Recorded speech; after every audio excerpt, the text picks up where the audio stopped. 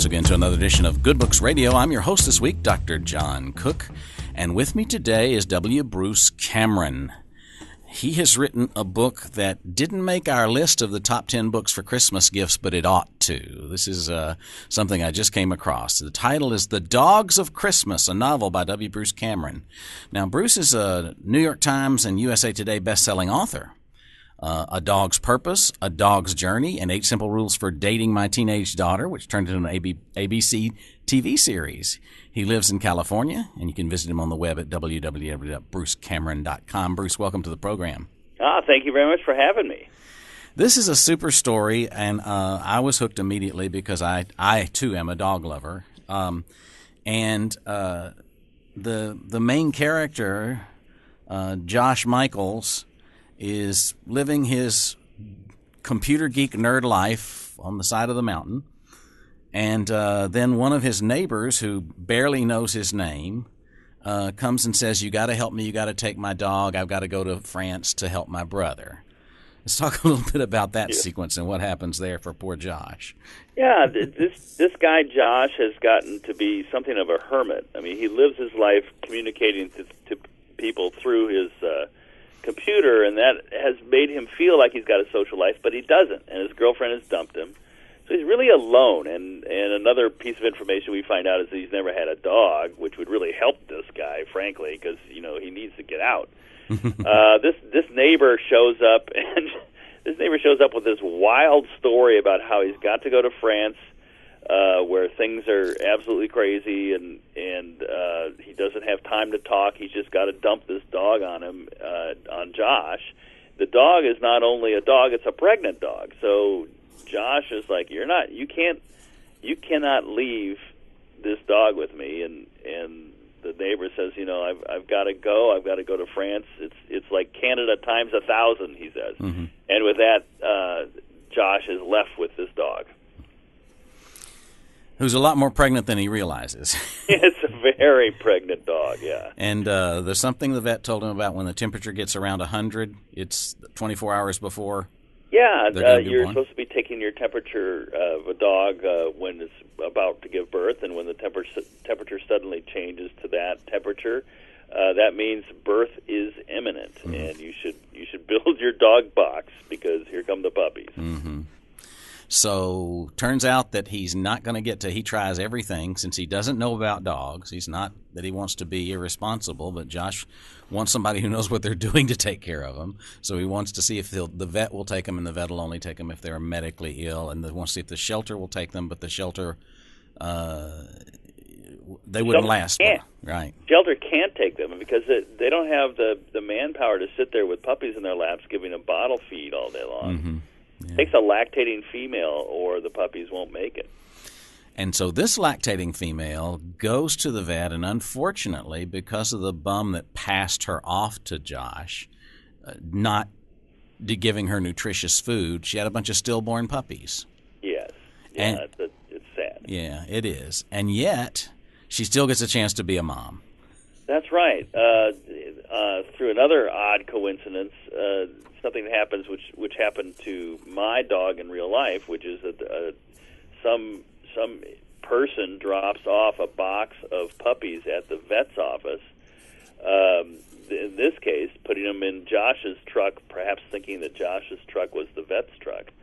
So when Josh gets home, he's got a box in the back of his truck. He doesn't know what it is. He goes and looks inside, and there's a bunch of puppies in there. Mm-hmm. And they were exposed to the cold, and they weren't moving very much, and was a little worried at first, but one by one they warmed up and came to life. And then they found a lactating mom. Yeah, exactly.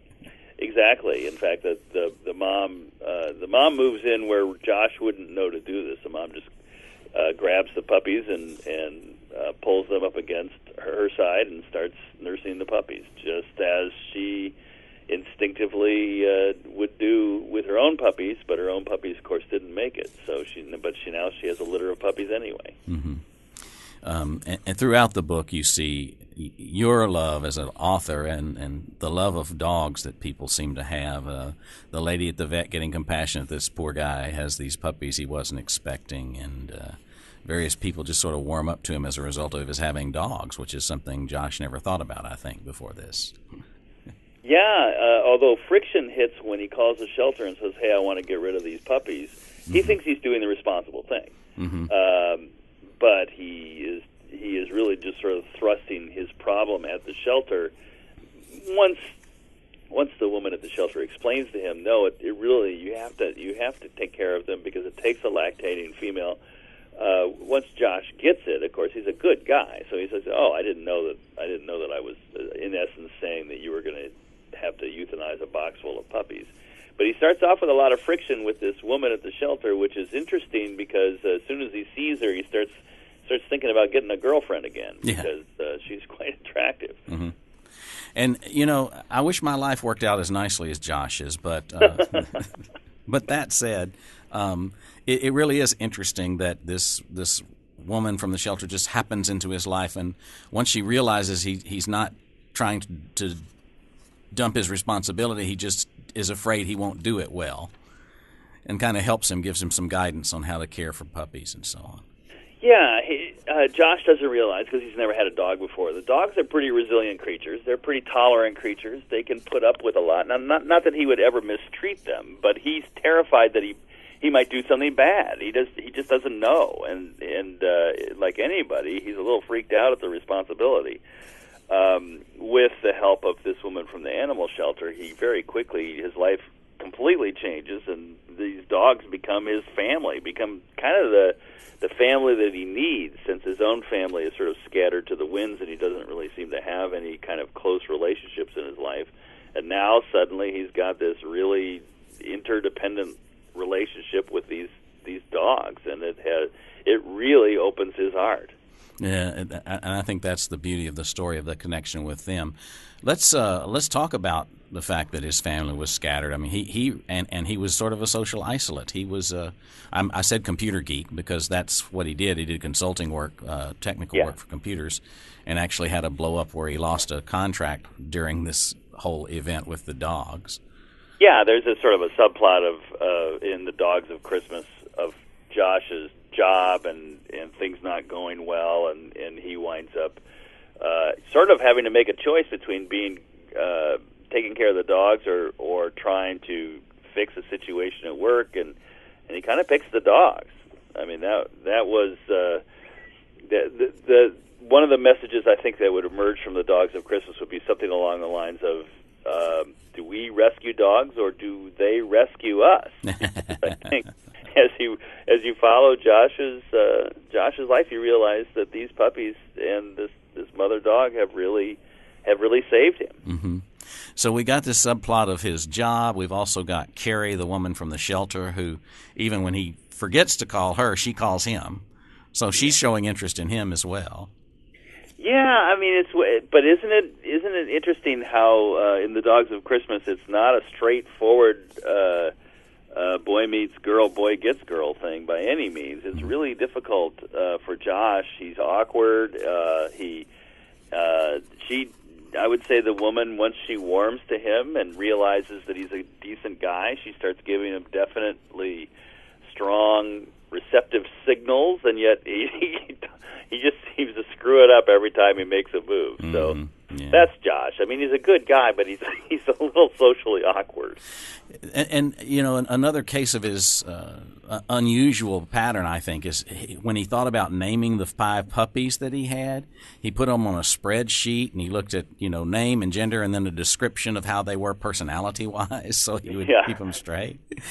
Yeah, that sounds like Josh. I mean, but I would say that the Dogs of Christmas captures the personality of a lot of people who he's organized, he does everything through the computer. That's not that unusual anymore. I mean, there's a lot of people who would make a spreadsheet and put information down about their dogs. I've seen people do it about their kids. Yeah. I have a magnet on my refrigerator that says, the more people I meet, the better I love my dog. And and I just want to touch on that a moment, because you had somewhere in there where the mom dog, Lucy, forgave him for giving her all this to do, and the dog had to have 2 separate meals. But you said that Lucy forgave Josh, and that seemed to be what dogs did. they immediately cancel grudges and excuse offenses because it was just so much more fun to be friends. And I think that's the lesson of how to live that dogs have been trying to teach us for generations. Oh, I do too. I think that and this is actually something that gets discussed in the Dogs of Christmas when Kerri is trying to explain to Josh something that has never occurred to Josh, which is that dogs are here for a very short period of time. And when you contemplate that, it's tragic. And yet we continue to adopt dogs. And I think there's a lesson here that we should be paying attention to that we often miss, which is here's this creature. These dogs are on the planet for around a decade. That's about the best they get. And yet, they live every single day full of joy. Do they dwell for a moment on the fact that they're not going to be here very long? No. And they just dwell on what makes them happy in that particular moment. And I think we would be better off if we paid attention to what makes us happy and we tried to live our lives like the dogs. Indeed. Yeah, that's beautiful. Touch on a couple of other things about Josh that I think a lot of people can identify with, including myself. It mentioned that for his mother, October was the time to get really serious about Christmas, and it's sort of a 6-month holiday for her. And they owned all those VCR tapes of Christmas movies, and Josh had them all on DVD, and he was thinking about watching It's a Wonderful Life. And that's just a touch of Christmas that I think everybody can relate to. Yeah, I think Christmas is a wonderful holiday for bringing out the nostalgia in us all. For Josh and the Dogs of Christmas, it's a little more than that. He has trouble letting go.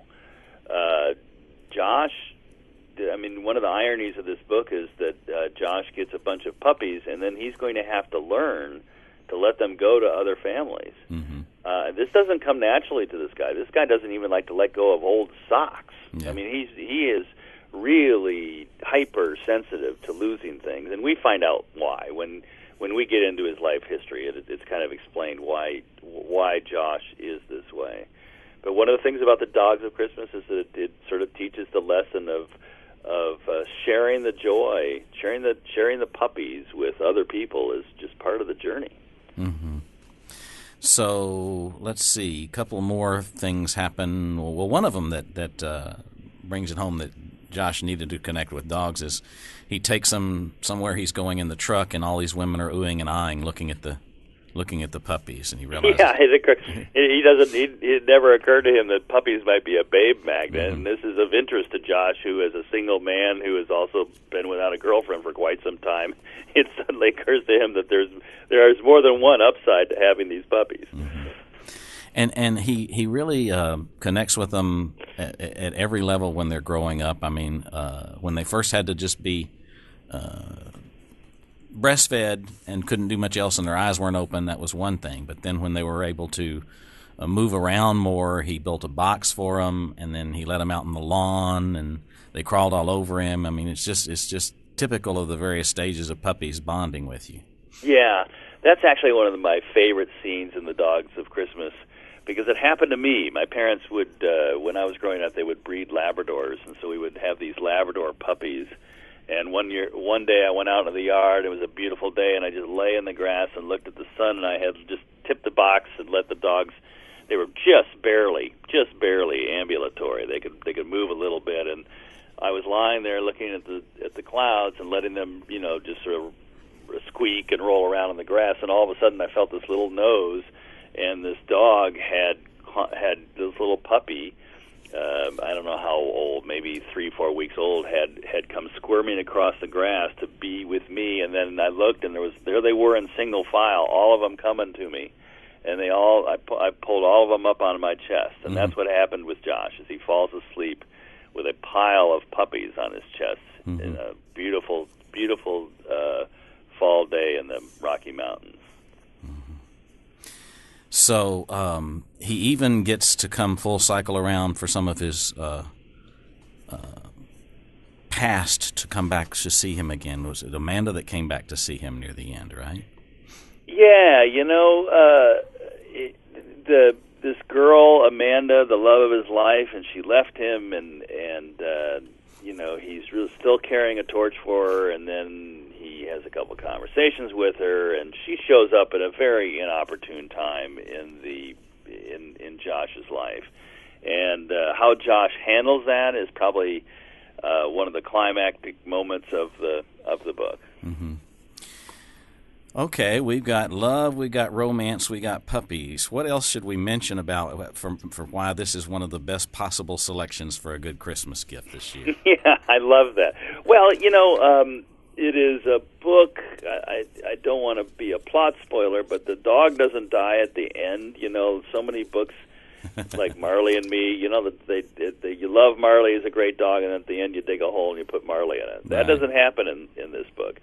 Dogs of Christmas is kind of an uplifting tale, but it's also pretty clean. There's not language or adult situations that would make you uncomfortable to have a child read it or a grandmother read it.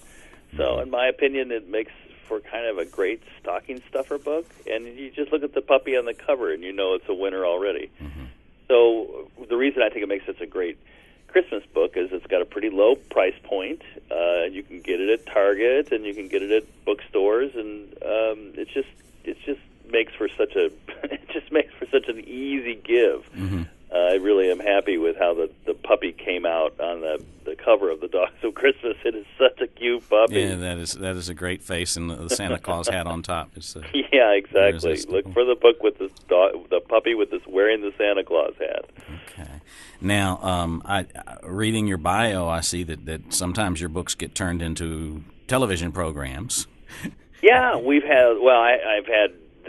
That's a pretty rare thing, and lightning has struck once on that. I hope it happens again, but right now, I'll tell you that the Dogs of Christmas was optioned by Fox, not for TV, but for a feature film. And my wife's a screenwriter. My wife and I wrote the screenplay, and we're just waiting for the development process to see if it can turn the Dogs of Christmas into a movie.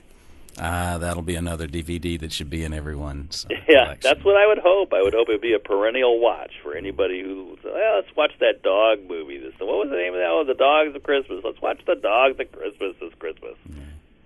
Well, it's a delightful read. There's one of the reviews you had said a book about dog lovers by an author who understands the canine soul, and I guess you do. I guess some of this is autobiographical and really shows your appreciation for what dogs are like.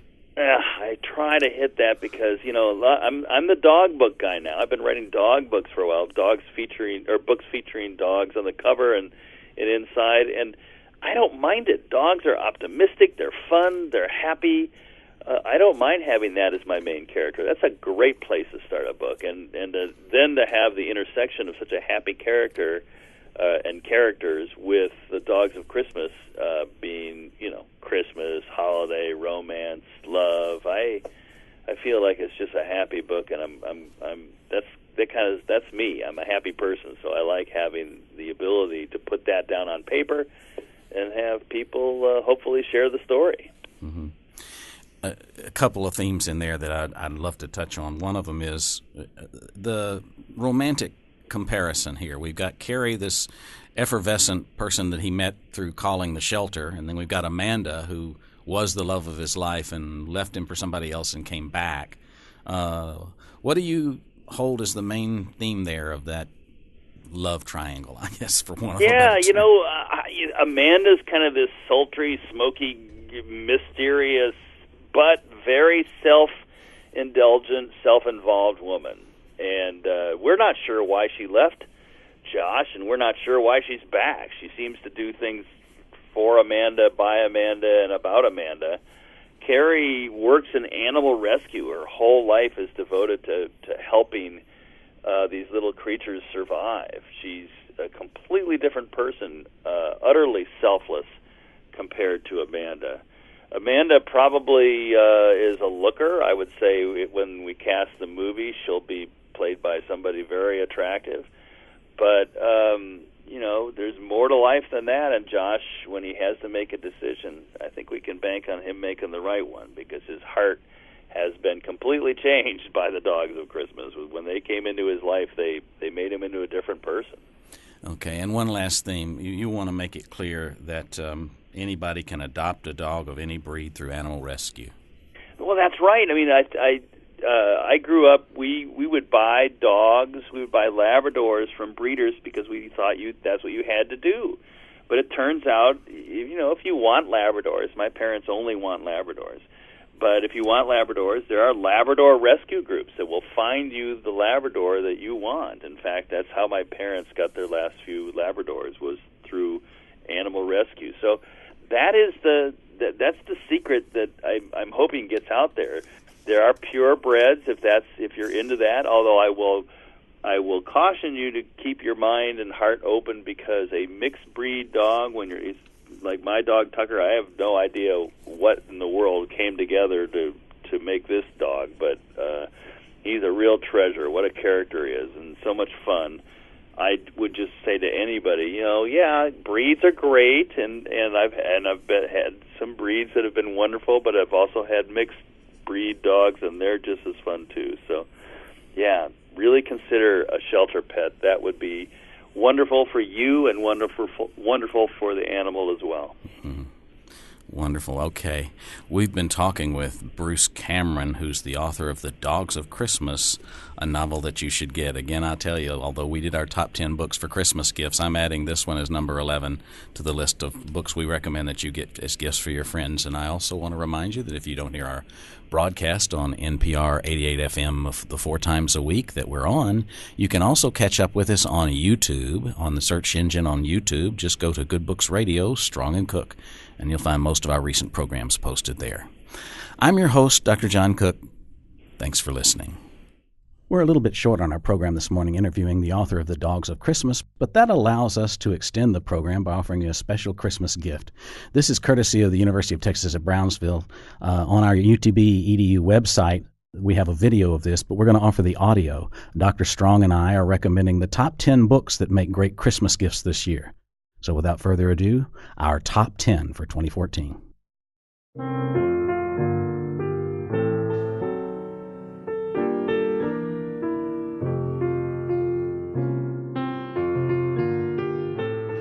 Hello, I'm Dr. John Cook. And I'm Dr. Bill Strong. And together we host Good Books Radio, a program that airs 4 times on 88 FM. Today we're going to recommend our top 10 books for Christmas gifts. And we'll start with number 10. I'm recommending Dr. Joel Kahn's book, The Whole Heart Solution. I'm a big fan of wellness, and this book talks about how to avoid bypass surgery through non-traditional health techniques. My book is Dr. Muter's Marvels, Innovation and Intrigue at the Dawn of Modern Medicine. It's essentially a book about the beginnings of plastic surgery. It is a little bit rough. It is a little bit, what's the word I'm looking for? Graphic? It's a little bit graphic. You don't want to read it at breakfast, but it is a marvelous read and you will enjoy it. At number 8, I have a book by Amir Axel called Why Science Does Not Disprove God. This is an important one to me because so much of television airs with the atheist insistence that logic disproves the existence of God. Amir Axel disagrees. It's an excellent read. Number 7 is Inside of a Dog. And this book is a cutting-edge book, number 1 on New York Times bestseller list in nonfiction.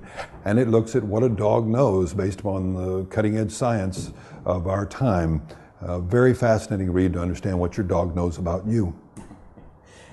And an interesting read for me at number 6 is Zeus Grants Stupid Wishes. Now, the subtitle will give you a clue as to how it's written. It says, A No Bullshit Guide to the World's Mythology. It is an interesting read. It does accurately portray the mythology of several ancient civilizations, but it's humorously written and fun to read.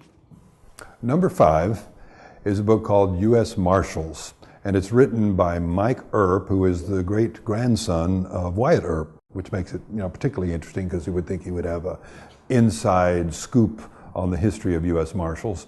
And it's a book full of wonderful stories about chasing down the bad guys and putting them in jail. At number 4, I have a book that I encountered in a bookstore in New Orleans. It's called Weird Things Customers Say in Bookstores, and it's a fun read. Things like, do you have any books by Jane Eyre? And do you have the book entitled Tequila Mockingbird? So it's a lot of fun, and it's the kind of thing I think that people would enjoy as a gift for Christmas.